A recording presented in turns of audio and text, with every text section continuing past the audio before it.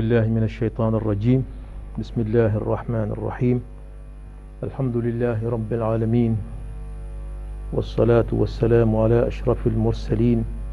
سيدنا ومولانا محمد وعلى آله وصحبه أجمعين، وبعد. أمبل ما شرف لا تيفي لمبا نافل با جما أني مسلمان دمسي أني مقربا أنا فولي با بلا جريني أنا بركة دوا بلا جريني أنا فولي بشرف لا نيمو باي نور شريف عثمان مدن حيدرا أنا بركة دا باي أنا بركة دا بشرف لا بركة لا بلا جريني نوت بنا أنا ولا ندا تمنينا أنك منا فمن تقولكو البرزخ برزخو أنيا نيفو فنج مندو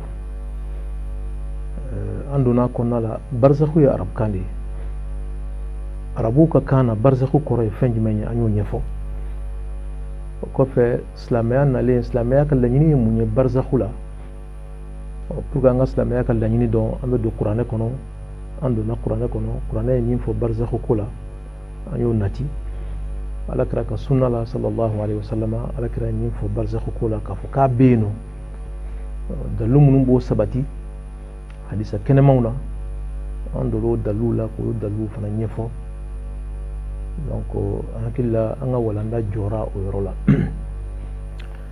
bi yana anga duanga bi walanda konala andu sukun kam kamle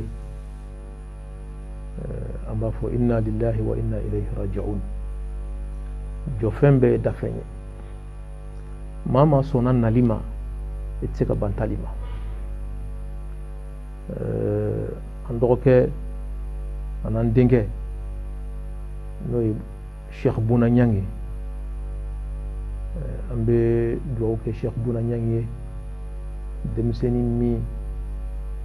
ni ayayre daka slamayama kayre di akarmoma kake fidèle à sa religion, fidèle à son guide. Bouna Niang ala ka kalfa min tumba bulo ala sira ka kalfa ma ala ya ka kalfa min ala amba fo demsenu munu be barakela dina konna la be ka islamia barakela amba fouye attention Bouna ka fidélité kana ka religion ma aka fidélité kana karamogo ma amba fo Bouna e misaliya mi ni demseni be kan ki senda o misaliya senda on la medu ka ya ala ka hinala ala ka ya fama ala ka da rasmaya akolla shimina ya rabbi ala ko shidi adewma ko senda asenda nola ala ka fara islamia funangeni munun sara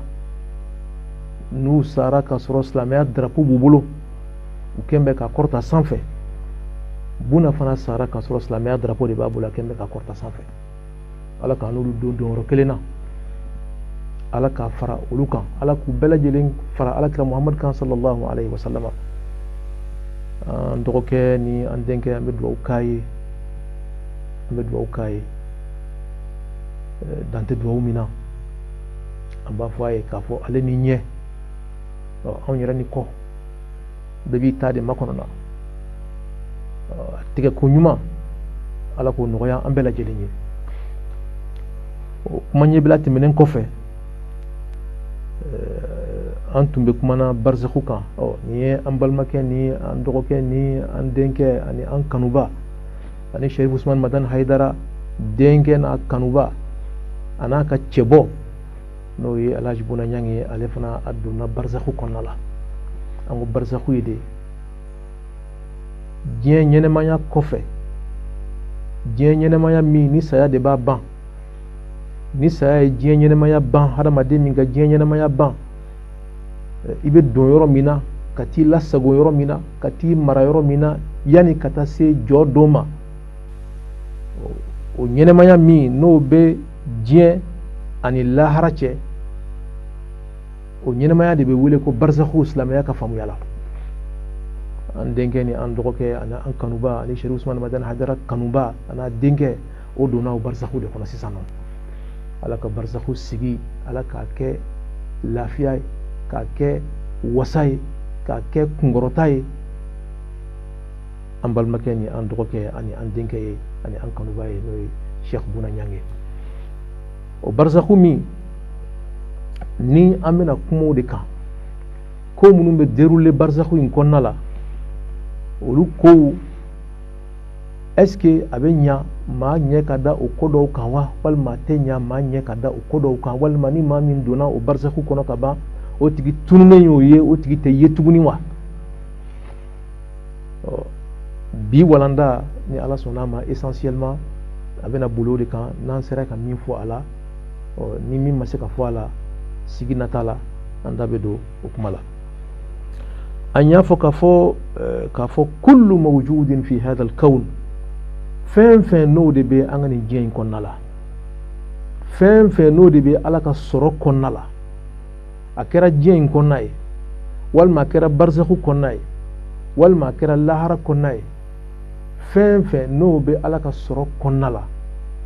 o fɛn bɛɛ lajɛlen a ka ca ala fɛ maa bɛ se k'o yi ɲɛ la maa bɛ se k'o mankan mɛn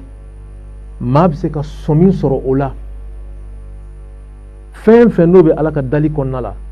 fɛn fɛn n'o tɔgɔ ye k'a fɔ ko mawjud ko fɛn dɔ bɛ yen k'a sɔrɔlen don a mana sɔrɔ yɔrɔ o yɔrɔ la sa fɛn min n'a sɔrɔlen don an ko o fɛn o tɛ se ka bali k'a fɔ ko c'est impossible ko mɔgɔ tɛ se k'o ye hali n'a y'a sɔrɔ a fɛn dogolen don i la an y'a fɔ an ka kumaw kɔnɔna la k'a fɔ hadamaden ni microbe sigira ɲɔgɔn kan hadamaden ni bactéries sigira ɲɔgɔn kan pendant très longtemps san ba damadɔ san ba kɛmɛ damadɔw la i n'u bɛ ɲɔgɔn kan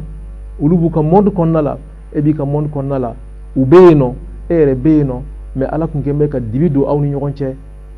don dɔw la waati dɔw la tuma dɔw la sababuya dɔw nana technologie développée la o kɛra sababu ye hadamaden dibi min donnen don i ni bactéries ni microbes ni ayiwa ko wɛrɛw ni ɲɔgɔn cɛ hadamaden sera k'a ka ɲɛlayeli sama ka fanga don a ka ɲɛlayeli la dibi min donnen don ani bactéries ni microbes ni fɛnw ni ɲɔgɔn cɛ a ka se k'o dibi fara ka t'i ɲɛ da microbes kan k'i ɲɛ da bactéries kan donc fɛn fɛn n'a sɔrɔlen bɛ yen nɔ n'a yeli sababuya o mana kafo ɲɔgɔn kan foyi tɛ o fɛn yeli bali o fɛn bi ye o kɔrɔ tɛ k'a fɔ ko hadamaden ko pouvoir extraordinaire dɔ de b'a bolo ko se dɔ de b'a la se min b'a to hadamaden yɛrɛ bɛ se ka nin kow k'a yɛrɛ ye k'a sɔrɔ ala ka dɛmɛ t'a la nin kow bɛ kɛ ni ala ka dɛmɛ de ye a bɛ kɛ ni ala ka ayiwa magɛnni de ye donc o bɛ cogo min na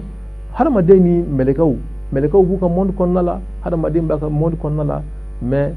hadamaden dɔw sɔrɔla yen nɔ minnu ni mɛlɛkɛw ye ɲɔgɔn ye k'u tɛgɛ di mɛlɛkɛw ma u ni mɛlɛkɛw ka ɲɔgɔn fo o de la ka kɛ hadamaden dɔw ni sɛtanɛ de la ka ɲɔgɔn ye an y'o hadisaw fɔ hadisa kɛnɛmaw na hadamaden dɔw ni jinɛw bɛ ɲɔgɔn ye an y'o fɔ hadisa kɛnɛmaw na hadamaden ni fɛn caman bɛ sigi la olu fɛnw dogolen don a la mais ni ala ye fɛn yeli sababuya di hadamaden ma don min na o fɛnw bɔli kɛnɛ kan o hadamaden ye o tɛ impossible ye a bɛ se k'o kow ye o bɛ cogo min na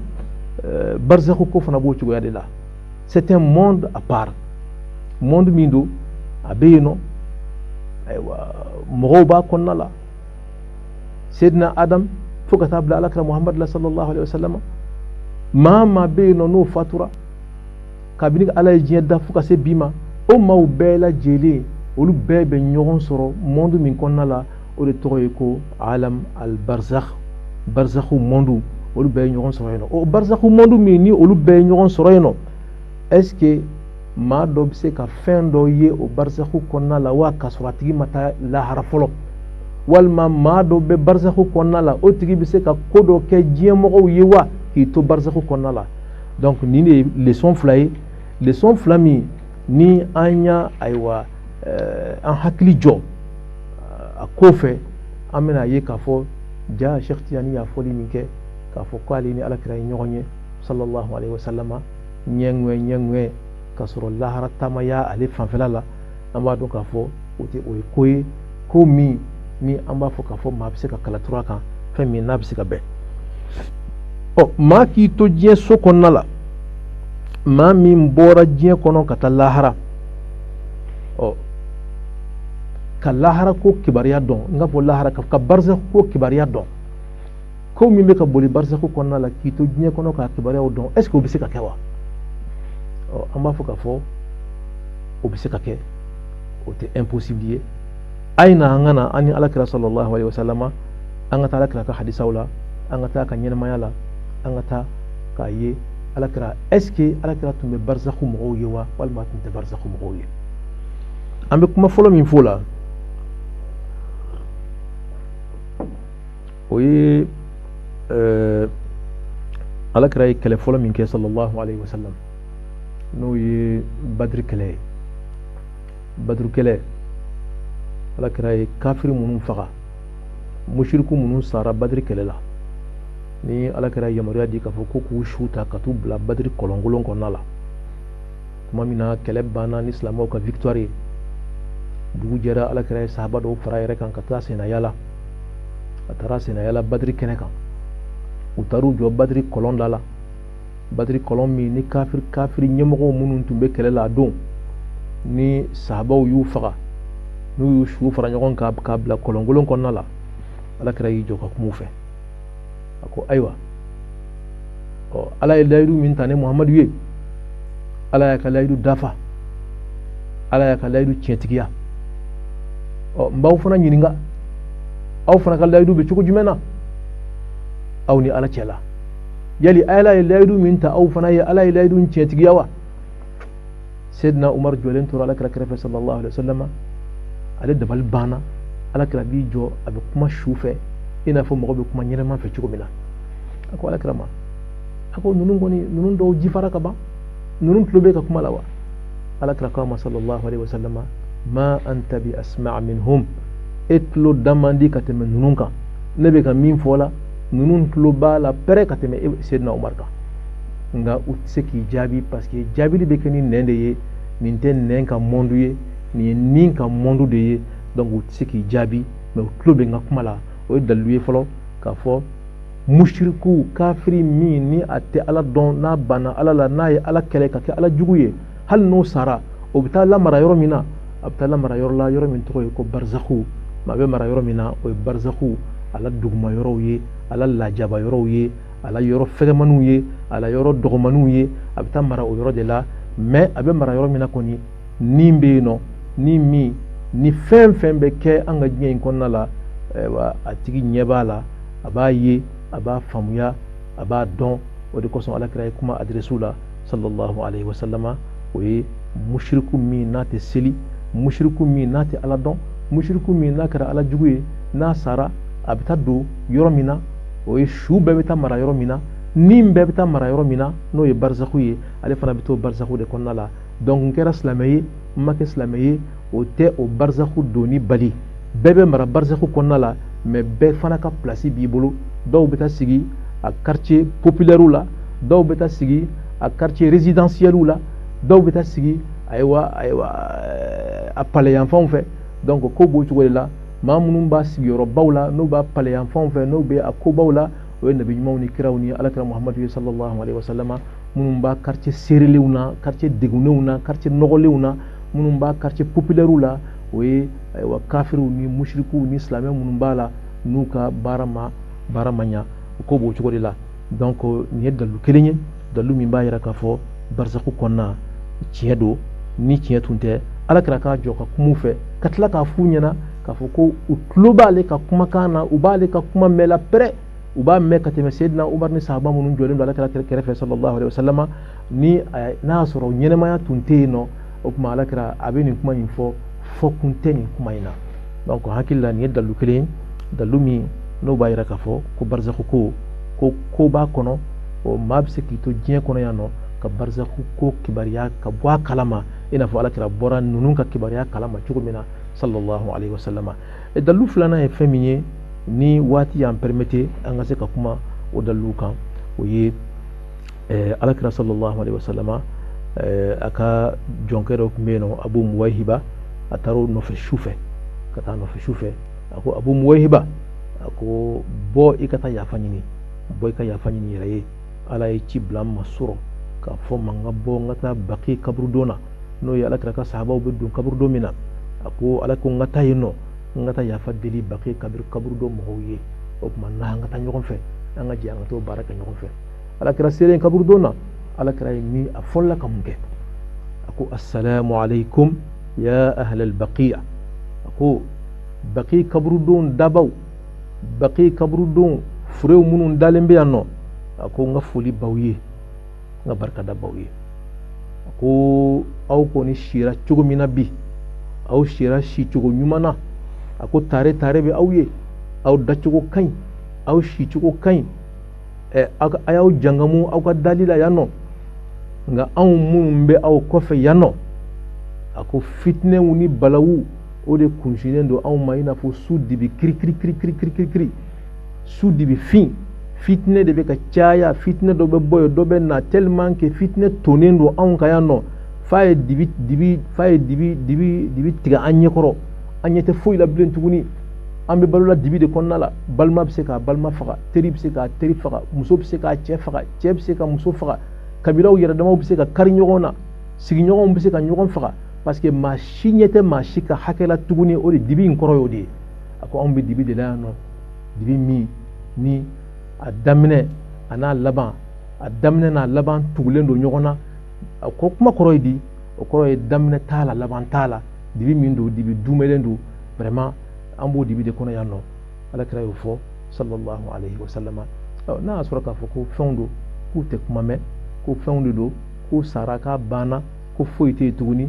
alakira y'a jɔli min kɛ ka foli d'u ma maa tɛ foli di fɛn ma fɛn min tɛ kuma mɛn fɛn min n'a tɛ ko kalama maa tɛ foli d'o ma ka tila ka kumaw fɛ ka baro k'u fɛ kibariya min bɛ olu fɛ Madina a don k'o kibariya ɲɛf'u ɲɛna k'a f'u ɲɛna fana olu yɛrɛ bɛ lahalaya min na o don na n'o ye jangamu lahalaya ye n'o ye nɛɛma ni ayiwa wasalenya o lahalaya ye alakira y'o tare daw ye ka tila k'a f'u ye anw minnu b'aw kɔfɛ yan nɔ a fitina b'an dala yan dɛ balaw b'an dala yan dɛ kɛlɛw de b'an dala yan dɛ ɲɔgɔn fagaw de b'an dala yan dɛ anw kɔni anw bɛ cogo min na anw b'a nata de tuma dɔw la anw ka bɔ diɲɛ in kɔnɔ an ka taa fara aw kan an bɛɛ ka da lafiya kɔnɔna la yan nɔ alakira y'o min kɛ baqi kaburu do mɔgɔw ye vraiment o ye dalu ye dalu min n'a b'a jira k'a fɔ ayiwa barzaku kɔnɔna la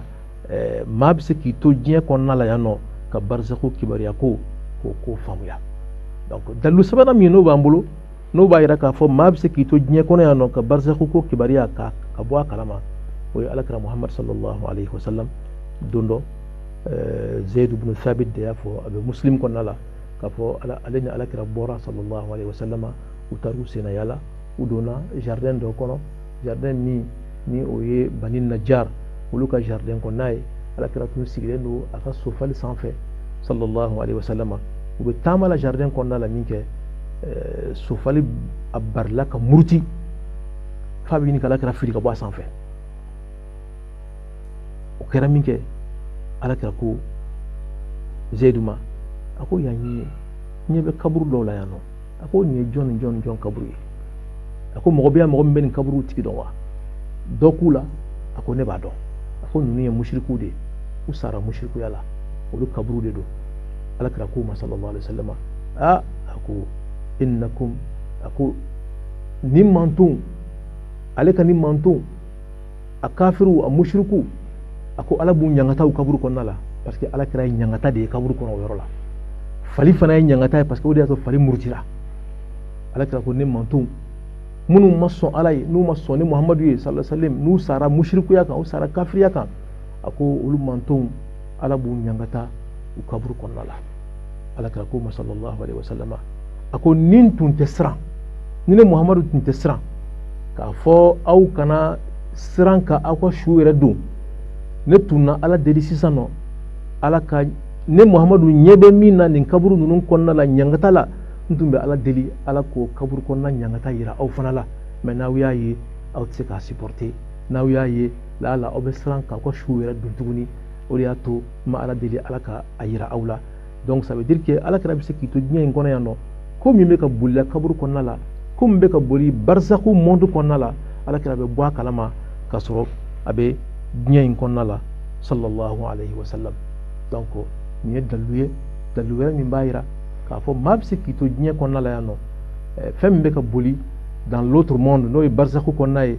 donc ka tila ka bɔ a kalama i n'a fɔ alakira bɔra nin kalama cogo min na ɲangata min bɛ ka kɛ la alakira y'a mɛn ɲangata min bɛ ka kɛ la alakira y'a ye k'a sɔrɔ a bɛ diɲɛ in de kɔnɔna la alakira ma yɛlɛma ka taa barzakhu kɔnɔ fɔlɔ a y'i to diɲɛ in kɔnɔna la ka barzakhu kɔnɔ ko dɔn ɲangata min b'a kɔnɔ nɛɛma min b'a kɔnɔ baara min bɛ kɛla kɔnɔna la alakira ye nin bɛɛ ye k'a sɔrɔ alakira bɛ diɲɛ sosigi kɔnɔna la sallallahu alaihi wa sallama n'a ye nin fɔ maa dɔ bɛ se k'i kanto a b'a fɔ k'a fɔ ko nin ko ye alakira de ye alakira ye il n'est pas ordinaire alakira il est exceptionnel il est extraordinaire alakira ye nabi ɲuman de don kira de don donc a bɛ se ka daga alakira ye a ka nin kow ye barzakhu kɔnɔna la mais maa wɛrɛ tɛ se k'a kɔnɔ ko ye min tɛ alakira ye sallallahu alaihi wa sallam an b'a f'i ye k'a fɔ o kuma yɛrɛ fana tɛ se ka sabati o tɛ se ka sabati mun na ka da alakira ka hadisa kan sallallahu alaihi wa sallam don dɔ alakira n'a ka sahaba dɔ bɔra n'u b'a wele ko umar ibn abdullah ni mɔgɔw b'a dɔn ni yaala ye ani alakira bɔra sallallahu alaihi wa sallam u taara u b'u senna yala la u tora taama la u nana don kaburudon dɔ kɔnɔna la o y'a sɔrɔ kaburudon ninnu a tun lakorilen tɛ kogo ma jɔ a la donc alakira donna u tɛmɛna kaburudon na u tɛmɛtɔ yaala ye mankan dɔ mɛn kaburu dɔ kɔnɔna la mankan bɛ k'a fɔ kara kara kara kara a bɛ komi maa dɔ de galakaw bɛ ka gosi gosi ɲɔgɔn na maa dɔ de galakaw bɛ ka sari seere ɲɔgɔn na ɲangata bolo cɛ y'o mɛn a tɔgɔ ko yaala a y'o mɛn alakira nɔfɛ sallallahu alaihi wa sallam a y'o mɛn min kɛ a ko alakira a ko n ye mankan dɔ mɛn dɛ ne ye mankan dɔ mɛn n ye mankan mɛn nin kaburu in kɔnɔna la mankan min don a tigi a gɛrɛntɛlen bɛ kosɛbɛ dɛ u kɛn bɛ k'a seere dɛ fo k'a galakaw fɔ ɲɔgɔn kɔ alakira ko a ma sallallahu alaihi wa sallam a ko awa sami'ta ya yaala a ko ne ko yaala e ye nin kuma in mɛn wa i ye nin mɛn wa i ye nin mankan in mɛn wa alakira y'a mɛn o mais alakira ma kuma yaala y'a mɛn alakira nɔfɛ sallallahu alaihi wa sallam ale y'a fɔ kira ye k'ale y'a ye alakira ko a ma ko o kuma i y'a ye wa a ko alakira ko n y'a mɛn k'i y'a mɛn wa a ko n y'a mɛn alakira ko a ma a ko n ye cɛ min ye ala bɛ ka ɲangata ko fitinin dɔrɔn de la o ɲangata mankan de bɔra sisan nɔ e y'o de mɛn yaala ko a ma ko ye ko fitinin jumɛn ye alakira ko a ma ko nin cɛ in kana fattanan bayna nas nin cɛ in tun bɛ yaala maaw ni ɲɔgɔn cɛ a bɛ nin ka kuma doni a bɛ taa fɔ nin ye a bɛ nin ka kuma doni a bɛ taa fɔ nin ye a b'u fila kunkari ɲɔgɔn na ka sɔrɔ k'i fosi ka bɔ a la o ye ko ye ko min n'a man di ala ye a y'o baara min kɛ diɲɛ sosigi kɔnɔna la o baara jugu de kama ala bɛ k'a ɲangata bi ni ɲangata gɛlɛn in na a ko ala bɛ k'a ɲangata fɛn filanan wɛrɛ min na nin cɛ in n'a tun taara ka taa ayiwa a bɛ hakɛ to n'a taara ka taa jalaminɛ kɛ n'a taara ka taa ɲɛgɛnɛ kɛ o le kɛ a ka ji ta k'a yɛrɛ seniya a t'a yɛrɛ seniya ka bɔ ɲɛgɛnɛ la a bɛ tɛmɛ ten tɔ a mago tɛ ko la donc o fɛn fila kama o de kɛra sababu ye ka ɲangata k'a jigin nin cɛ kan a kaburu kɔnɔna la ala kɛra ko yaalama a ko taa nin tamaro su min filɛ yan fɛ taa n tamaro su in na i ka taa n tamaro bolo kelen fara ka na n'a ye yaala taara n tamaro bolo fara ka na n'a ye ala kɛra nin tamaro bolo in minɛ ka tamaro bolo ci fila ye k'a ci fila ye k'a di sahaba in ma yaalama ka f'a ɲɛna taa nin kelen turu a kunkɔrɔ i ka kelen turu a senkɔrɔ nin tamaro bolo fila min b'a kunkɔrɔ a n'a senkɔrɔ maa dama o tamaro bolo ma ja o kuma ɲangata min n'o bɛ ka k'a la sisan nɔ ala bɛ ɲangata in fɛgɛya kan parce que tamaro bolo fila kuma min turu la ala ko wa in min shay'in illa yusabbihu bihamdi tamaro bolo fila ninnu bɛ ka subhanallah fɔ kɛ o bɛ ka alhamdulillah fɔ kɛ o bɛ ka la ilaha illallah fɔ kɛ o nɛɛma min ni tamaro bɛ k'o fɔ ni tamaro bɛ k'o fɔ la a bɛ ka zikuru min kɛ la o zikuru min n'o ni tamaro bolo bɛ k'o fɔ la o nɛɛma o bɛ jigin kaburu in kan maa dama tamaro bolo fila u ma ja n'u jara kuma min na u bɛ ayiwa o zikuru in dabila donc nin ye dalilu sabanan ye dalilu sabanan min b'a yira walima dalilu naaninan min b'a yira k'a fɔ kaburu kɔnɔna la n'o ye barzakhu monde ye ayiwa o monde ni maa bɛ se k'i to diɲɛ na yan nɔ ka monde kibariya ka bɔ a kalama ni ala ye ayiwa dibi fara ka bɔ maa min n'a ni ɲɔgɔn cɛ dalilu duurunan ye min ye ala kɛra ka sahaba dɔ sallallahu alaihi wa sallama a delila ka taa u bɛ taama dɔ la ale taara ka taa ka telise n'o y'a ka tanti ye a taara ka to o turu yɔrɔ dɔ la ja ale y'o turu yɔrɔ min na o tanti in ye a turula maa dɔ de kaburu kan a turula min kaburu kan ale y'i don k'i da donc a dalen tuma min na a tora ka mankan bɛ ka bɔla kaburu kɔnɔna la mankan bɛ bɔla kaburu kɔnɔna la mankan bɛ ka suratu tabarakal mulk tabarakal ladhi biyadihi al mulk o kalankan de bɛ ka bɔ kaburu kɔnɔna la donc cɛ y'o kalankan min kɛ a y'i tulo mada f'a ye kalankan mɛn k'a ban bani a bolila ka taa alakira fɛ sallallahu alaihi wasallam a ko alakira ne ye n ka tanti bila yɔrɔ min na a bɛ komi kaburu dɔ de bɛ yen nɔ kaburu mɔgɔ min bɛ kaburu kɔnɔ a bɛ ka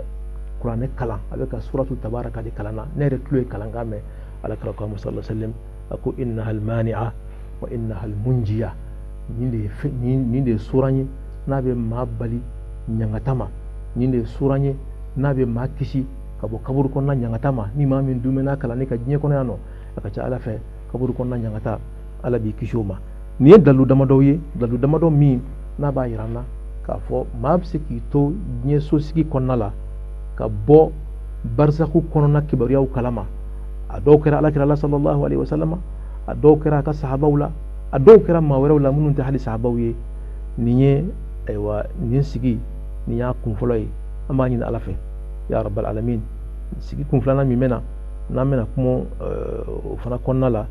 maa bɛ se k'i to barisaku kɔnɔna la cogo jumɛn na ka communiquer i ni diɲɛ sosigi mɔgɔw ni ɲɔgɔn cɛ ni ala sɔnna ma an bɛna ayiwa an da don o la sigi nata la o de mana kɛ sa an b'a ye k'a fɔ Cheikh Tijani y'a fɔli min kɛ k'a ni alakira ye ɲɔgɔn ye k'a fɔ ko don ko min n'a bɛ se ka kɛ wa sallallahu ala muhammadin wa alihi wa sahbihi wa sallama walhamdulillahi rabbil alamin wassalamu alaikum wa rahmatullahi ta'ala wa barakatuh